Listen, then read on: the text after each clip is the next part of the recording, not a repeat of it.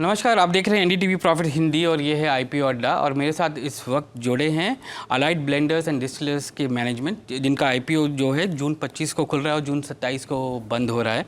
267 to 281 का price band है इस आईपीओ का और टोटल इशू साइज़ जो है 1500 करोड़ का है, जिसमें 1000 करोड़ का फ्रेश इशू है। और मेरे साथ आज जो हैं वो आलोक गुप्ता हैं, जो मैनेजिंग डायरेक्टर हैं कंपनी के, और रामकृष्णन रामस्वामी हैं, जो कि चीफ फाइनेंशियल ऑफिसर हैं कंपनी के। जेंटलमैन, धन्यवाद आज एनडीटीवी प्रॉफिट हिंदी से बात करने के लिए। मेरा पहला सवाल है आलोक जी आपसे कि आपके बिज़नेस के बारे में बताइए कि कितना बड़ा बिज़नेस है और क्या क्या ब्रांड्स हैं आपके।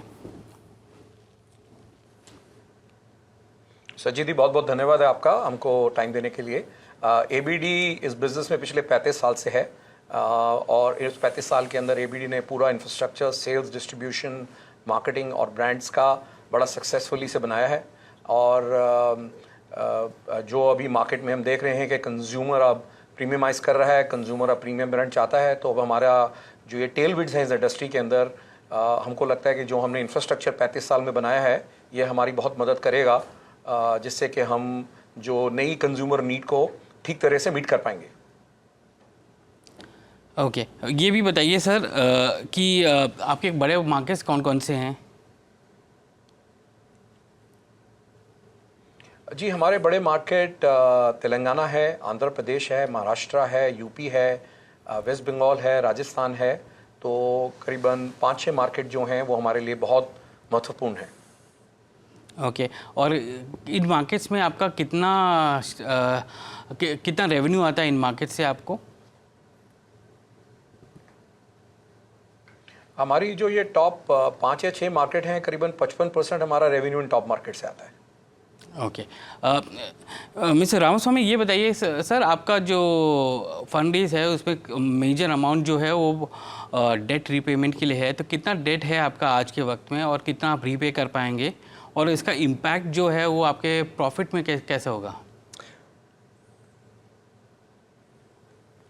सर, हमारा नेट डेट है वो 768 करोड़ है और major 75% of the object of the issue 750 crore से हम ये जो डेट है उसको रीपे करेंगे। और इसका इम्पैक्ट क्या होगा आपके प्रॉफिटेबिलिटी में? इसका बेनिफिट ये होगा कि हमारी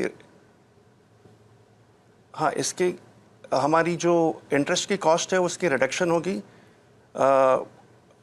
अभी जो है उससे अराउंड 50% रिडक्शन होगी इंटरेस्ट कॉस्ट, और हमारी जो कॉस्ट ऑफ बोरोइंग है वो रिड्यूस होगी, क्योंकि हमारी रेटिंग्स इससे इम्प्रूव होना चाहिए on a future date whenever we need to borrow. Alok ji, ये भी बताइए कि आपने बताया कि काफ़ी स्टेट में सबसे ज़्यादा सेल्स होते हैं, जैसे तेलंगाना में सबसे बड़ा स्टेट है आपके लिए। आप CSD स्टोर्स या जो कैंटीन स्टोर डिपार्टमेंट हैं, जो आर्मी कैंटीन जिनके नाम जो हमें कहते हैं, वहाँ पर आपका कितना सेल्स होता है, कितना कंट्रीब्यूशन है उनका आपके टोटल रेवेन्यू पे। जी, एबीडी CSD और पैरामिलिट्री दोनों को सप्लाई करता है, और जो हमारा शेयर ऑफ सेल है वो तकरीबन 1% है, क्योंकि हमारा फोकस सिर्फ प्रीमियम ब्रांड्स पे है वहाँ पर। तो हम पैरामिलिट्री और CSD दोनों को सप्लाई करते हैं। करीब 2600 डिपोज हैं जिसको हम कवर करते हैं।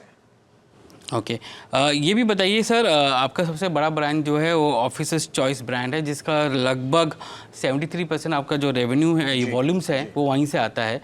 इस ब्रांड के एक्सपेंशन आप कैसे देख रहे हैं, और आपने जो मेंशन किया कि प्रीमियम सेगमेंट में भी जाएंगे, तो क्या इस ब्रांड के थ्रू जाएंगे या इसके लिए अलग से ब्रांड आप शुरू करेंगे।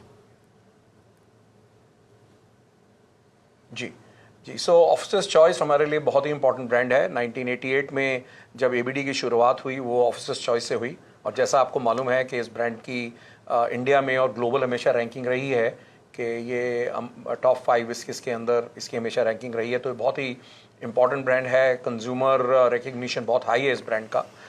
तो जहाँ तक ग्रोथ का सवाल है, हम लोगों ने कुछ मार्केट्स आइडेंटिफाई करी हैं जहाँ पे मार्जिन अच्छे हैं।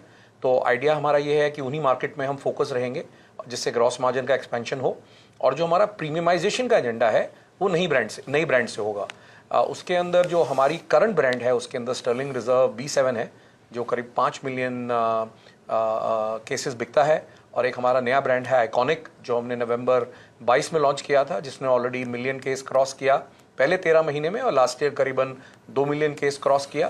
तो ये हमारी 2 इम्पॉर्टेंट ब्रांड हैं जिससे हम ग्रोथ रेवेन्यू ड्राइव करेंगे। और उसके अलावा जो प्रीमियम और लग्जरी साइड है वहाँ पर ज़्यादातर हमारा पोर्टफोलियो नए ब्रांड से होगा। ये भी बताइए सर कि आपका लगभग 22% जो रेवेन्यू है वो थर्ड पार्टी बॉटलिंग प्लांट्स के थ्रू आता है। तो ये जो एक्सपेंशन स्ट्रैटेजी है, क्या ये आगे भी रहेगी कि आप थर्ड पार्टी के थ्रू आगे बढ़ेंगे या आप अपने ही बॉटलिंग प्लांट्स करेंगे? क्योंकि करंटली आपके लगभग 9 बॉटलिंग प्लांट्स हैं आपके अपने।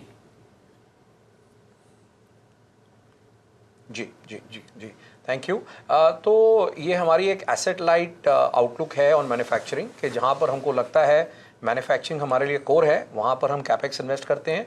लेकिन जहाँ पर मैन्युफैक्चरिंग एक प्रोसेस ड्रिवन है, जहाँ पर कंप्लायंसेस फॉलो करने हैं और प्रोसेसेस फॉलो करने हैं, वहाँ हमारे एसेट लाइट स्ट्रेटजी यूज़ करते हैं through our third party bottlers. और आगे भी हमारा यही आउटलुक रहेगा कि जो कोर इन्वेस्टमेंट है, कैपेक्स इन्वेस्टमेंट है, वो कोर एसेट्स में हो और बाकी हम अपने पार्टनर्स के थ्रू ग्रो करेंगे। ओके, ये भी बताइए कि आप आगे जाते हुए प्रोडक्ट एक्सपेंशन और आपने कैटेगरी एक्सपेंशन भी आपने बात की, बट क्या अदर सेगमेंट्स में भी जाएंगे, अलाइड सेगमेंट्स जो होते हैं इसके?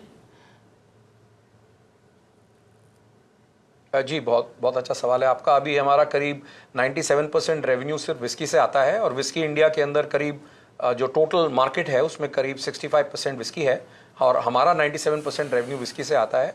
लेकिन जब हम आगे भविष्य की तरफ देख रहे हैं तो हमारा फोकस विस्की के अलावा अलग सेगमेंट्स पे भी रहेगा, मगर फोकस सिर्फ प्रीमियम और लग्जरी सेगमेंट में रहेगा। ओके, ठीक है। ये भी बताइए सर, मैं आपका देख रहा था कि वेस्ट बंगाल में आपका एक वक्त पे 18% रेवेन्यू वहाँ से आता था, पर वो गिर के अभी 3.5-4% हो गया है। उसका कारण क्या है? वेस्ट बंगाल में जो आपका जो सेल्स हैं वो क्यों गिरे हैं लास्ट 2 साल में?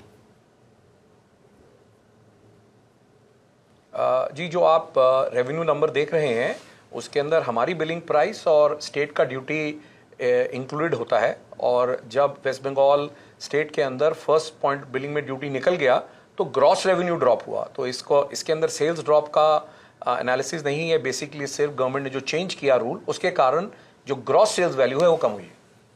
तो सबसे बड़ा रिस्क क्या देखते हैं आप अपने बिजनेस में? क्योंकि हम हमेशा देखते हैं कि जो भी टैक्सेस हैं वो सबसे बड़ा इम्पैक्ट करता है अल्कोहल कंपनीज़ के लिए, और हर स्टेट के अलग से टैक्सेस होते हैं। अभी बजट भी आ रहा है, तो आपकी कोई उम्मीद है, कोई एक्सपेक्टेशन है आपकी बजट से? जी, देखिए, हमारा जो बिज़नेस है वो स्टेट स्पेसिफिक है। इसके ऊपर जो टैक्सेस डिटर्मिन होते हैं वो स्टेट डिटर्मिन करता है। और ये जो हमारा करंट साल है उसके लिए सब स्टेट ने ज़्यादातर पॉलिसी अपनी अनाउंस कर दी है। तो जो अभी बजट आएगा उसका हमारे सेक्टर पे इतना असर नहीं पड़ेगा, सर्विसेज लॉजिस्टिक्स को छोड़ के। जी, और जहाँ तक आपने रिस्क की बात करी, जो एक इन्फ्लेशन रिलेटेड रिस्क है जो पूरी इंडस्ट्री को है, वो हम उसके लिए हमेशा वॉचफुल रहेंगे। बट उसके अलावा कोई यूनिक रिस्क हमको अपने लिए ऐसा नज़र नहीं आता है।